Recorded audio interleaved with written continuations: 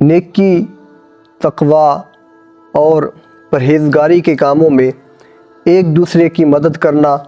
ان کا سہارا بننا اور اپنے مسلمان بھائی کی خیرخواہی چاہنا،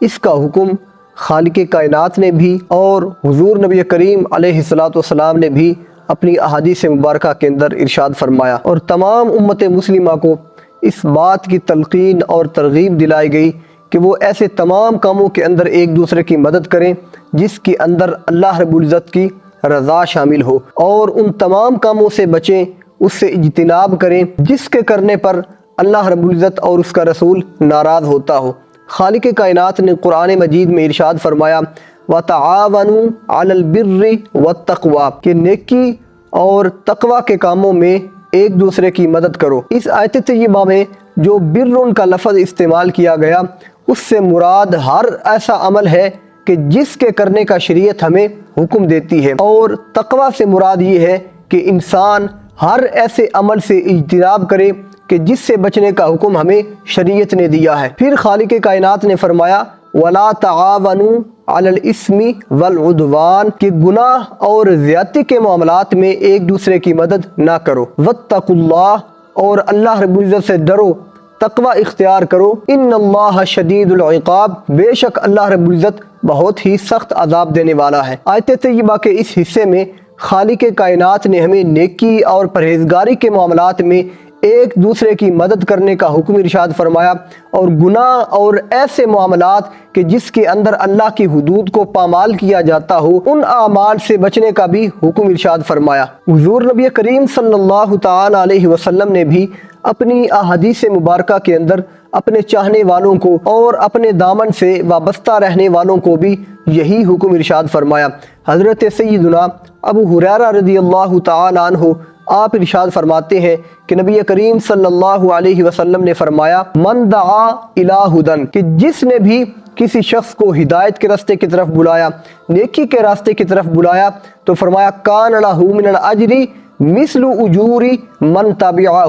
تو اس کی اس ہدایت کے اوپر جتنے لوگ عمل کریں گے، اس کی اتباع اور پیروی کریں گے، ان تمام کا ثواب اس ہدایت کی طرف بلانے والے کو عطا کیا جائے گا۔ لا ينقص ذلك من اجورهم شيئا سرکار مدینہ نے ارشاد فرمایا کہ ان تمام کے اجر اور ثواب میں کسی قسم کی کمی نہیں کی جائے گی۔ پھر آپ علیہ الصلوۃ والسلام نے ارشاد فرمایا ومن دعا الى ضلالۃ کہ جس کسی شخص نے کسی کو گمراہی کی طرف بلایا، برے راستے کی طرف بلایا، تو فرمایا کان علیہ من الاسم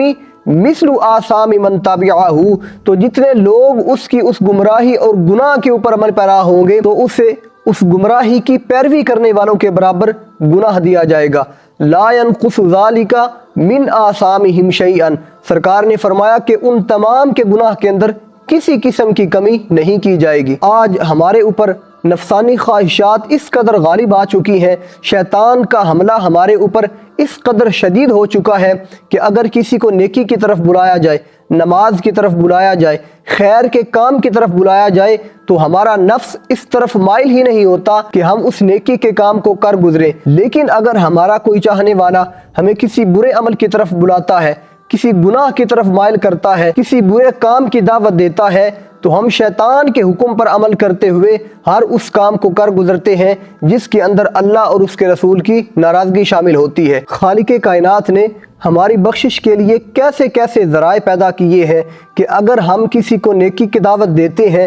اور وہ اس کے اوپر عمل کرنا شروع کر دیتا ہے، تو اس کے عمل کا ثواب ہمارے اس دنیا سے چلے جانے کے بعد بھی ہمیں ملتا رہے گا، اور اگر کوئی شخص کسی گناہ کو ایجاد کرتا ہے تو اس کا معاملہ بھی ایسے ہی ہوتا رہے گا۔ اب یہ ہمارے اوپر ہے کہ ہم کسی کو نیکی کے راستے پر لگا کر اپنی عاقبت سنوارتے ہیں یا بدی کے راستے پر لگا کر اپنی عاقبت کو خراب کرتے ہیں۔ اگر ہم کسی کو نیکی کے راستے پر لگاتے ہیں تو جب تک ہمارا ایمان سلامت ہوگا اس وقت تک ہمیں اس کی نیکی کا اجر بھی ملتا رہے گا، اور جب ہم کسی کو گناہ کے راستے پر، بدی کے راستے پر لگائیں گے تو اس کا گناہ بھی ہمیں ملتا رہے گا۔ لیکن یہ بات یاد رہے کہ جب کوئی شخص کسی کو گناہ کے راستے پر لگاتا ہے اور بعد میں اللہ رب العزت اس کو توبہ کی توفیق عطا فرماتا ہے، تو اس وقت اس کے ساتھ ایسا معاملہ نہیں ہوتا، اس لیے کہ خالق کائنات نے خود قرآن مجید میں ارشاد فرما دیا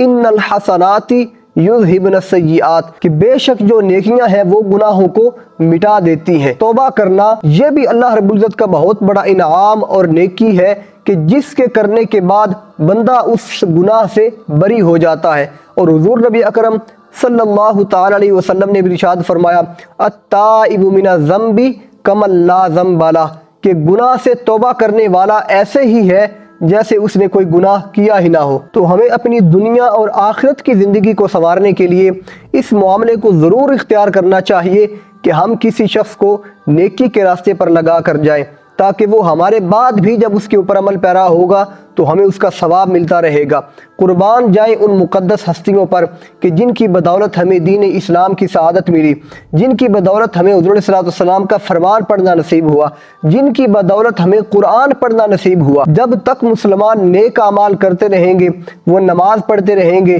قرآن کی تلاوت کرتے رہیں گے، ان تمام کی نیکیوں کا اجر اور ثواب حضور نبی اکرم صلی اللہ تعالی علیہ وسلم کے اصحاب کو بھی، تابعین کو بھی، تبع تابعین کو بھی، اور پھر ان تمام کا ثواب بھی حضور نبی اکرم صلی اللہ تعالی علیہ وسلم کو عطا کیا جاتا رہے گا۔